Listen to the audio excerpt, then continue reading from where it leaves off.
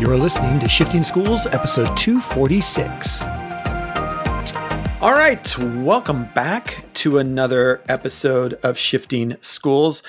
So excited today that we got to talk with, we're off the call with Sevile from the BE Labs. Trisha, tell us a little bit more about the BE Labs. Yeah, our special guest, Sevile Money-Carote, is the director of Penn's Bioengineering Educational Lab and Bio Makerspace. He's an educator and a mentor, and the Stevenson Bio Makerspace is the only interdisciplinary bio makerspace in the entire world, which is amazing. That's so cool. You and I were just marveling over the website. There's videos there. There's resources for teachers to check out. There's a lot. And in this episode, we're going to talk a little bit about what it might mean to consider what Sevile shares for inspiration for our makerspaces in our classrooms, even just on a smaller scale. So, Jeff, what do you think folks should be listening out for in this episode? Yeah. And I think we can't stress enough, you need to head over to the website on this one. There's so many great resources over there. And I think the thing that kind of came through, right, the shifted thought for this episode for me was that creativity needs us to let go of control. And we know that. I mean, we're not telling educators anything they don't already know, but this ability to just let go. And that is when fun things happen. That's when the classroom is at its best, is when I can set up structures that allow kids to be creative. And one of the things he talks about today is just a small hint of competition. And even if the competition is just bragging rights, what does that do to the creative mindset? So I think that's something to be listening for. I think this is a great episode to kind of also go back and maybe listen to episode 239, where I interview Francisco from the Scratch Foundation, talking about this idea of how do you put just enough structures in place to balance out the student agency. And you talk about that in this episode as well, Trisha, around, that sometimes it's the boundaries that allow us to be more creative. Yeah, absolutely. The other thing that I'm going to be thinking about a lot after this conversation is how we can leverage the power of an archive. So, Sevile talks about how year after year they've documented by photo and video the different projects students are working on. So if I am an incoming student, I can see what's happened, before me. And, the opposite of that, if I've graduated, I can look back and see what are the new students doing. And I think there's power in that in every subject area, in every grade level. It doesn't have to be for every single unit, but if you have a unit that there's a lot of engagement, that there's almost like a legacy around it that you want to build, think about how you're creating that archive so that you can tell the story year after year, or again, incoming students can see. Even if it's a poetry unit, right? Can they see the poems that were created by the students before them? I think that's a really nice community building idea to have. Yeah. And I think the other thing, we get talking about the egg drop in this episode that some of you might remember from your high school days. But, we live in a world where archiving this stuff is so simple. I mean, if only every kid had a cell phone, and if only half the kids pulled out their cell phone and were able to video the experiment while it was happening, and you actually could see it from multiple different angles. And now today with your cell phone, you can actually instantly do it in slow motion, see the point where the egg goes splat, or see how you thought the styrofoam or whatever you use, the egg carton, you thought it was going to react one way and it reacted a different way. I mean, I know that we're struggling with cell phones in the classroom, but folks, you've got cameras, like 1080p 4K cameras in the pockets of kids. There's no reason not to be archiving what we're doing in the classroom. And not every day, not all the time, have them bring them. But man, when it comes to doing stuff like this, it's so easy today to create archives of videos and images. And, to your point, somebody even reading a poem. I think that one of the things you'll see over at the website, if they've done such a great job of archiving it, be thinking about how you could do that with little to no money with the cameras that you have in your classroom today. So I think that's something great. I think the other thing that comes out in this episode, one of the other things to be listening for, is just this idea of just getting started. And Seville talks about that, really the students tell them what they want or what they need. And, we get talking about a sewing machine that a student wanted to sew. They go get a sewing machine. Like you don't have to have everything to get started. Get started and have the students tell you, hey, it'd be really cool if we could get X, Y, and Z. And then figure out how to do that. I think it's a great one. How about you? What's something else? I think the last thing is just the idea of this lab's intention with being interdisciplinary and not saying, oh, this is just a lab for engineering students or this is just a lab for the biotech students. And that has me thinking about some of the other subject areas and what maybe we want to think about doing. So if you're an arts teacher, where are the opportunities in the year where your theater students can mix it up with music students?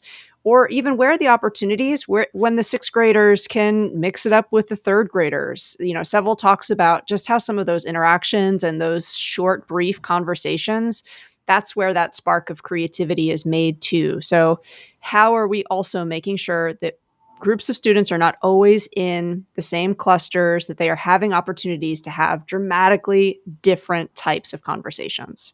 Yeah, so good. So good. It's such a great episode just to be thinking about. If you have a makerspace in your school or your classroom or at your district, I think this is just another great resource for you. And hopefully, maybe there's something in here that motivates you to go out and do something just a little bit different, try something new, be creative in your creative space yourself.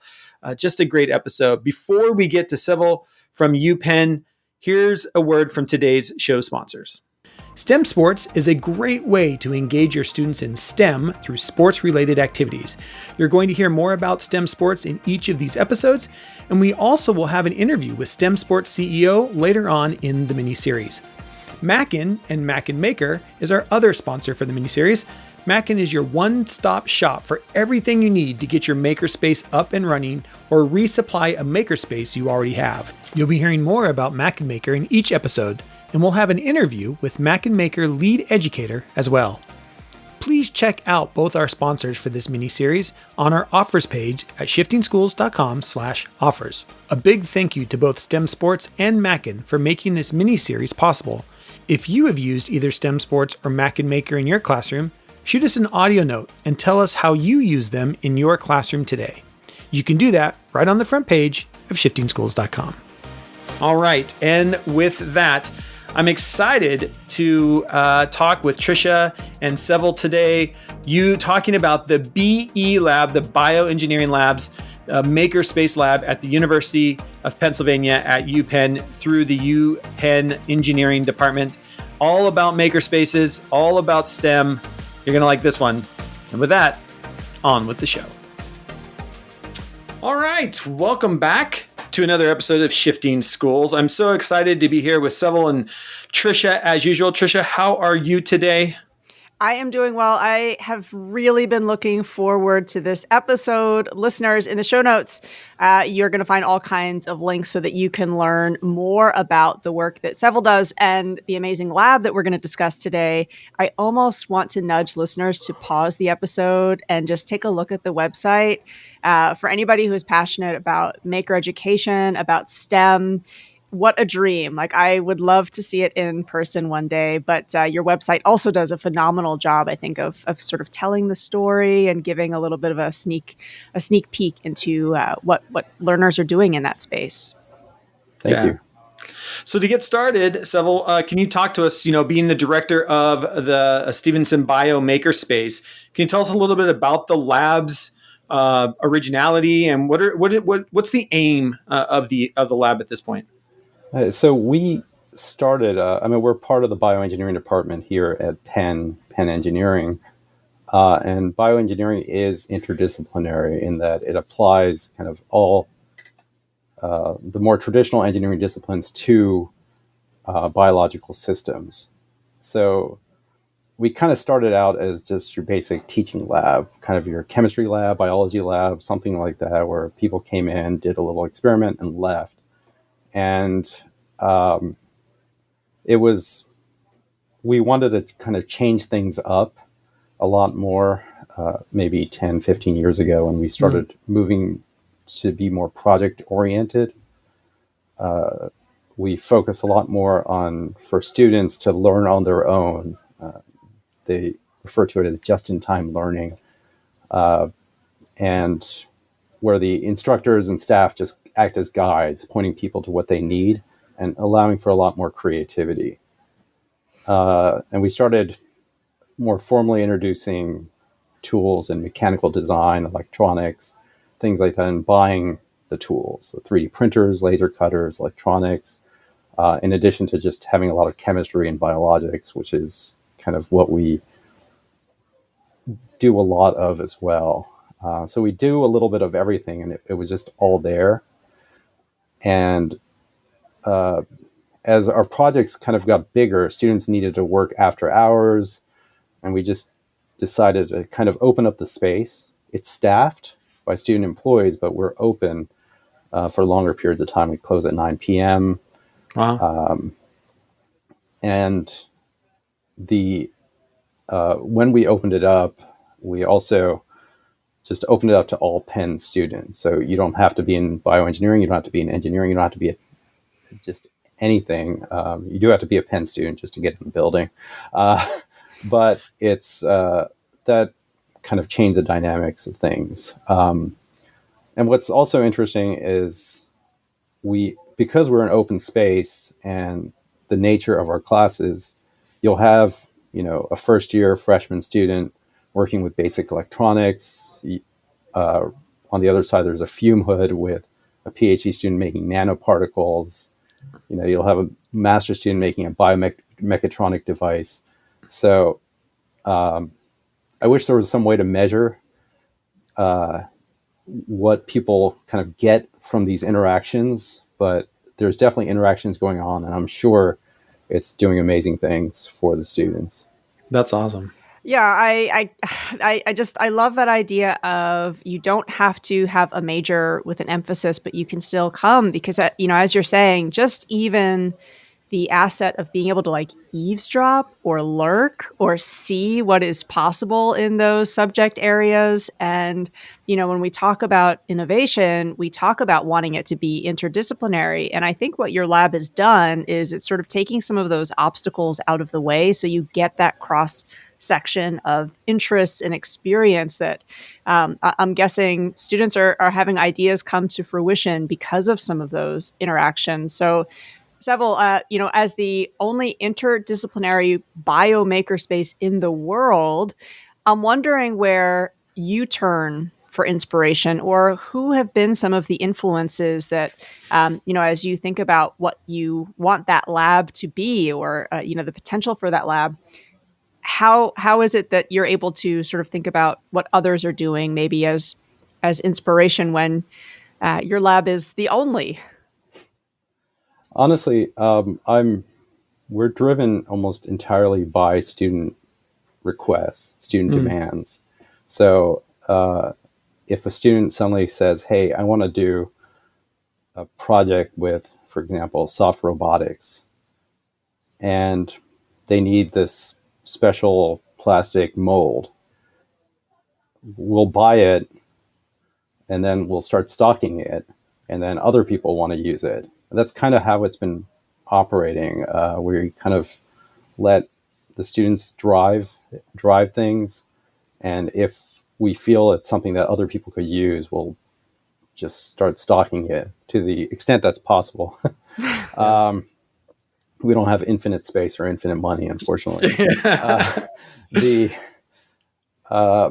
We also, I just like to see what other groups are doing. So I'm always checking out what other labs, other makerspaces do, and just try to learn from them. But it's really just kind of putting pieces together and really being driven by what students want to do. There is a bit of a kind of a chicken and egg situation because people will only use what they can see. Right. But I don't know, somehow we've been able to make it work. We'll introduce new things. Myself and my staff, we like to try out new things. Just one example for a lab class that we do is there's a project called the Human Cockroach Machine Interface, where we got the idea from, I'm blanking on the name. Sorry, I really have to figure this out. It's a, anyway, this company gave us this design, this idea, and it was an incredible idea. Gosh, I really wish I could remember the name. I apologize. In any case, they gave us an idea. They designed a series of lab modules rather, for high school students, and we just liked the idea, and we wanted to improve it and make it into a college level thing. So we have things like, we obviously get cockroaches, where students cut the leg of the cockroach and then put electrodes in it to try and control its motion. That's kind of the idea we got from the company. We kind of took it to the next level, which was you put the cockroach leg onto the motor arm, and so then you get 2 degrees of motion. You have to control this with a computer. And then the final stage is to put electrodes on your own body, on your own arm. And as you move your arm, the whole kind of biomechanic prosthetic will move. Oh my gosh. So in that process of trying to do this and pushing students to do more, we'll buy more things and say, oh, you know what? You were able to do this last year. Let's push you a little further. Here's some more stuff you can use. That's kind of how we move. We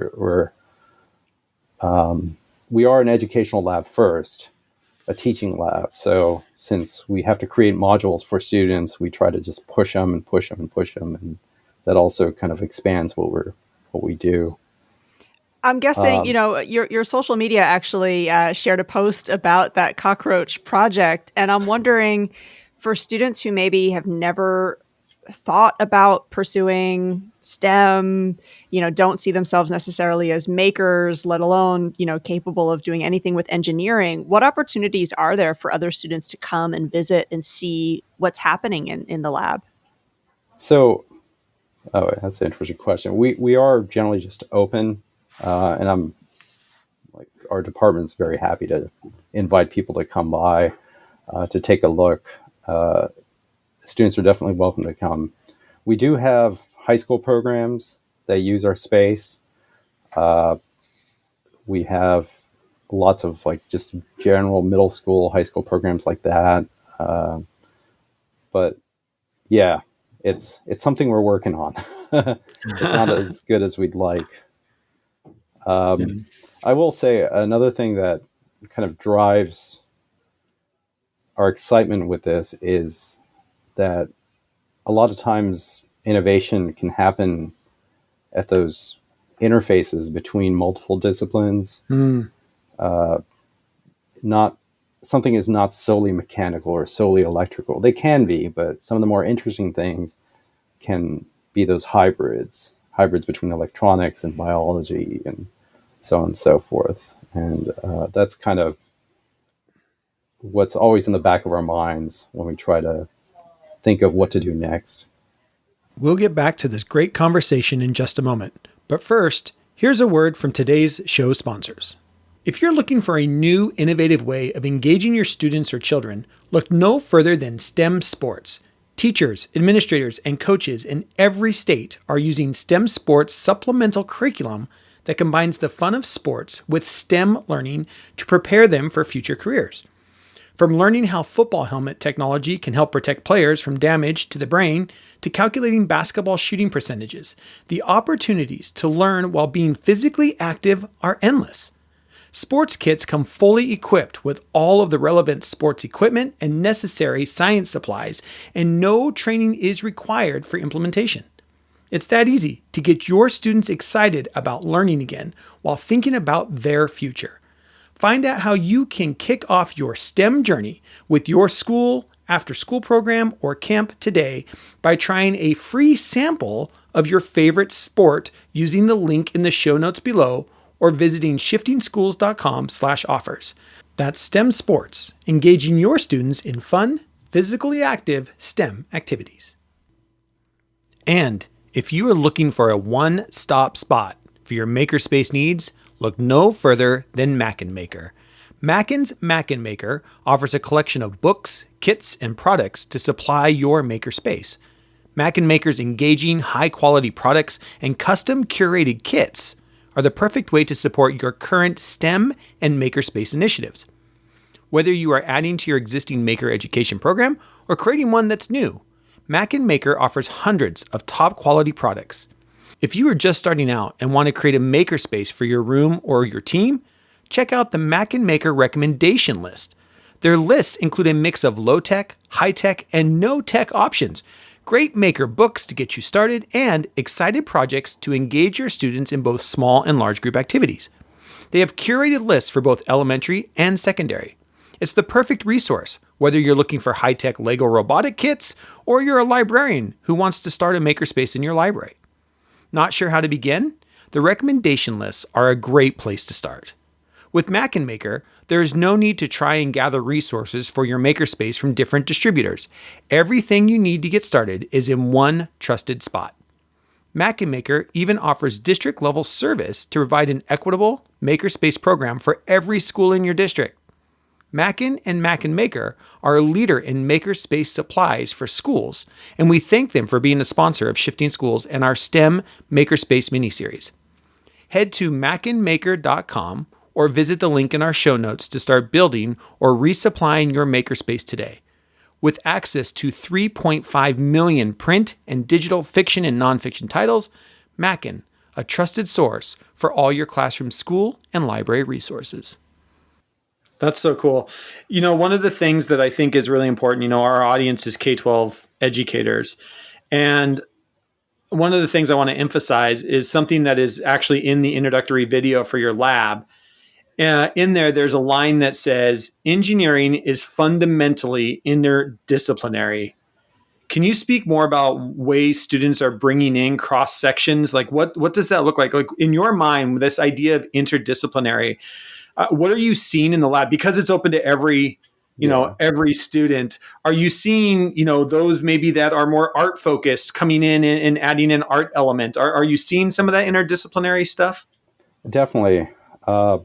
One example is we had a biology student who she had an idea and she wanted to try it out.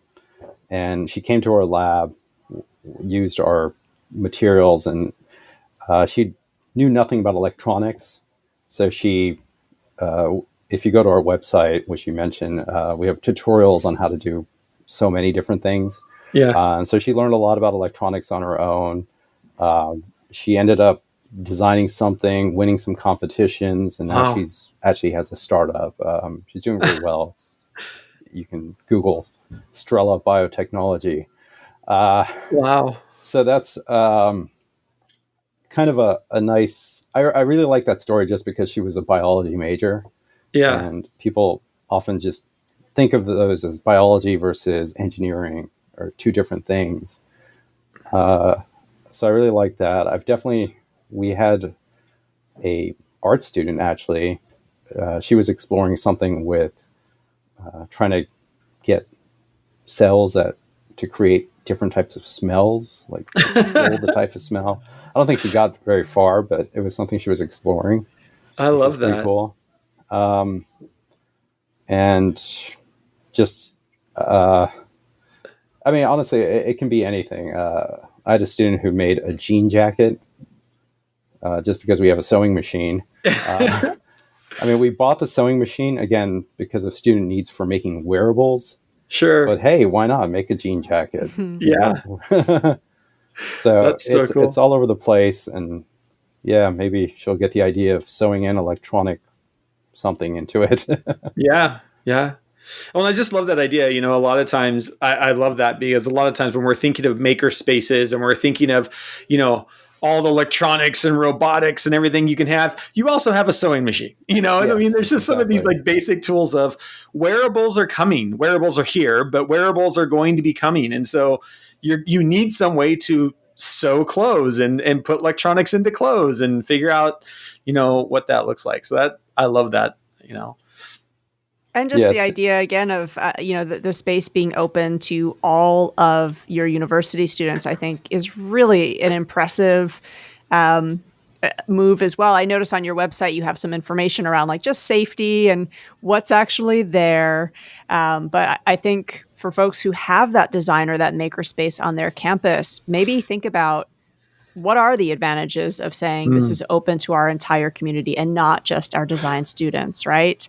I'm guessing you might have had some challenges with that as well, but in order, I think, for it to really be, a space where someone who does not have experience with that to come in and to learn a little bit, engineering as someone who has done nothing with engineering, it's incredibly intimidating. And even just the idea of what is happening in that space and in what ways does it tap into other subject areas, it's just a really cool thing to think your students can see that firsthand. They can experience that. They can have conversations with students in that space too. So, we thought you'd be a perfect person to ask this question of. We know that we'll have listeners who, they might have a maker space, even in their classroom, a small one that they are trying to get started. It doesn't have to always be a huge official lab. What you have is really, kind of quite inspirational and aspirational.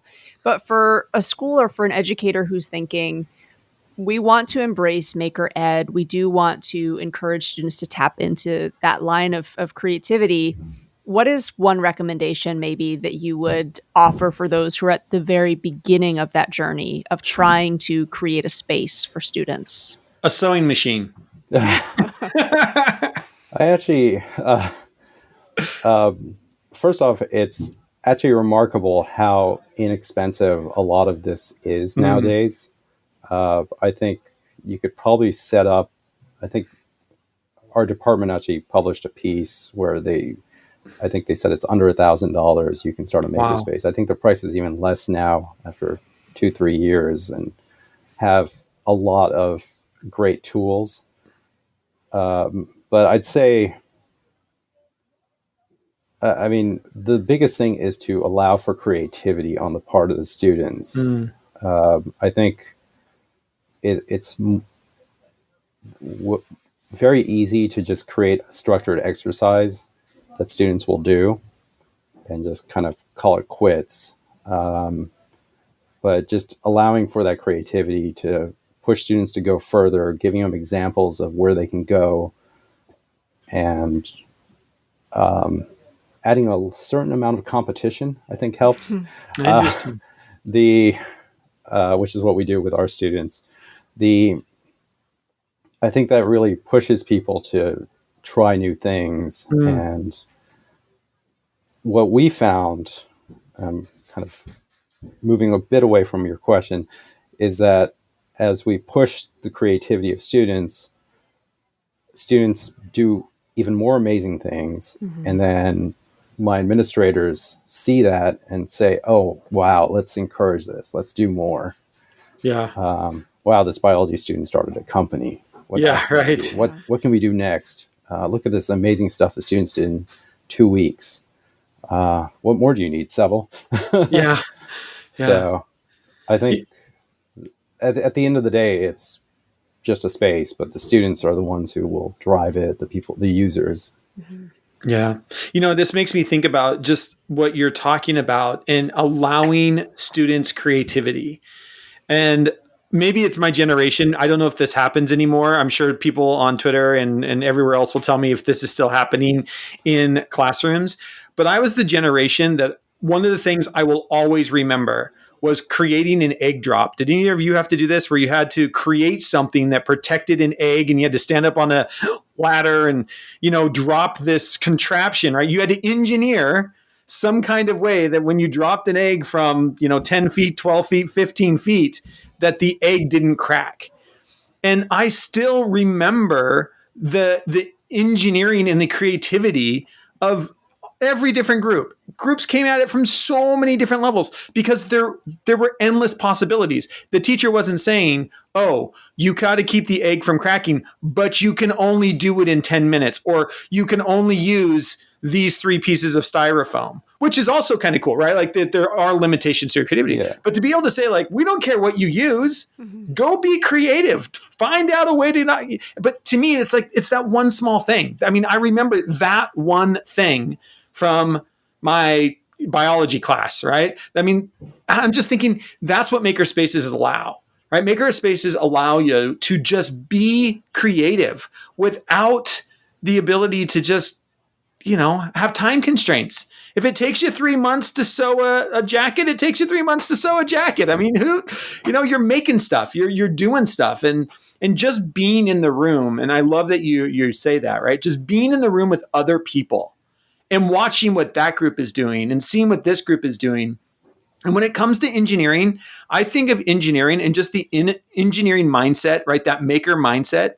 To me today is a lot like HTML. And I've said this for a long time. You need to know this much HTML. You just need to know a little bit of HTML. And your understanding of how the internet works, your understanding of web pages, you don't need to know a lot. But I feel it's the same way with makerspaces and just the engineering mindset. You don't have to go and create big robotic arms. But you start getting into a mindset of how things are created, how things work together. And that just starts unlocking the next little piece, the next little piece, the next little piece. Getting kids in that maker space mode, that engineering of what is possible, I think is just so critical for kids today. Well, I think what you're saying, Jeff, is, it really is about building on confidence, right? And sometimes you need just a few of those small wins to say, okay, my egg survived the egg drop. What next can I build? And, even that activity, there's like low stakes competition baked into exactly. that. So, Seville, I'm so curious actually to hear a little bit more about what you were saying with the competition element being part of what is maybe like a small part of your recipe for the lab's success. So, is it the cockroach races, or could you just expand a little bit on that competitive vibe? I will say with the cockroach thing, we did originally have everyone try to. It was kind of a race thing, but we actually moved away from that because we liked the idea of pushing creativity. So it's the only specification is more or less just you to have some human physiological component and have a motor and a cockroach arm, and you can kind of do whatever you want. And the competition is student based. The students just vote on each other's projects, and whoever wins gets a little bit of extra credit, and it's bragging rights. And it pushes the students. It's actually unbelievable. The first year we did it, we didn't even have a mechanical design component to it. Yeah. And students just started incorporating that. We never asked for it. We never even taught them how to do that at the time. They just learned it for the purpose of doing what they wanted to do. And they do really crazy things. If you go to our website, you can look at some of the videos.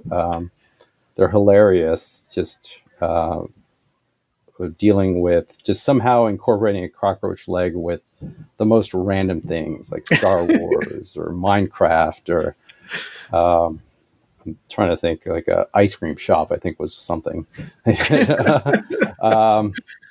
So that's they just have a lot of fun with it, and we really kind of push them to do that. And then since we archive everything through videos and photos, the following year sees what the previous year did.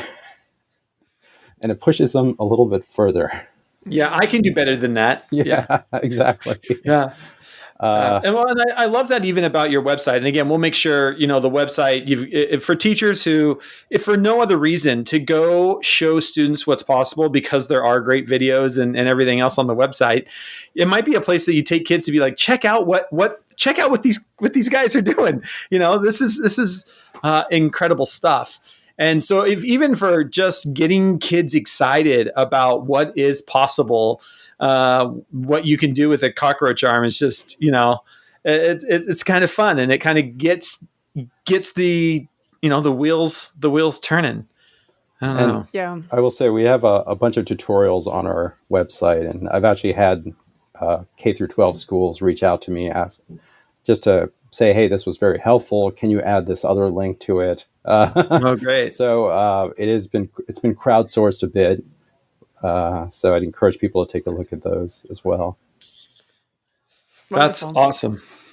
Well, thank you so much, again, for your time. And I know that there will be some folks who are listening who are wondering, like, how can we get our school maybe, to connect either with you or maybe with some of your students? I'm thinking, if I'm a middle or high school science or design teacher, it might be really interesting even to have my students connect with your students and talk about, what is it like to major in that field, or what advice would some of the university students have for like a current grade 8 or grade 9 student who's thinking, I do want to go into bioengineering. So for those who might want to reach out and contact you, what's the best way for them to do that? I'd say go to our website. My contact information is there. Sevile@upenn.edu is my email address. But I encourage people to do our website, and we're on all sorts of social media, even TikTok, apparently, at Penn BE Labs. A lot of our students like to get excited by this stuff, and someone joined us up for TikTok. So, yeah, I appreciate what you're doing with your social media, and again, that transparency of getting a window in is great. So listeners, we'd encourage you to look at that. For folks who want to reach out to Jeff and share their maybe next level egg drop stories with him, Jeff, how should people reach out to you to talk to you about maybe their successes with the egg drop, or what the new 2023 version of that might be in their class? Yeah, no, thank you. You can find me everywhere on the social medias at JUdick. I have also started moving from Twitter along with everybody else over to Mastodon. So mastodon.education, you can find me in there at JUdick as well. And of course on TikTok. And hey, I will throw it out there. If anybody needs a judge for the egg drop, please hit me up. I will zoom into your class and be a judge, or tell me your best stories, or have your kids write me. It's just one of those engineering things that was so fun. It's there's some competition. It's low stakes. At the end of the day, you broke an egg and got to fry it up. That was the thing. But there's just there's that moment of creativity, and I think in little things like that, and even in the lab, there becomes this moment of, you've done all this work. Will it work? Right? And it's in that moment of, I don't know if this will work, but I'm going to give it a try, that there's so much that happens to us as humans where the next level of creativity comes from. So at JUdick everywhere. Trisha, how about you? Where should people reach out to you? Reach out to me. Actually, we are trying to share a little bit more and more with our recently established Instagram account that's at Shifting Schools Pod. So you can also contact us there. And I also would like to hear your egg drop stories, because Jeff, you have me thinking, I know of a school that the update they made was, the new rule was whatever you are using must be sustainable products. Okay. There you go. You can't buy anything new. We want to use or repurpose things that are already here. So I'd love to hear sometimes those restrictions actually absolutely enact creativity in a different way. So would love to hear from folks. So again, please do check out all of the show notes to learn about the work that Seville does. And if you're looking for inspiration for your lab, it's a great website to find some inspiration for sure. Yeah. Seville, thank you so much for joining us today and sharing everything about the BE Lab. And again, we will have links to that and everything else we discussed.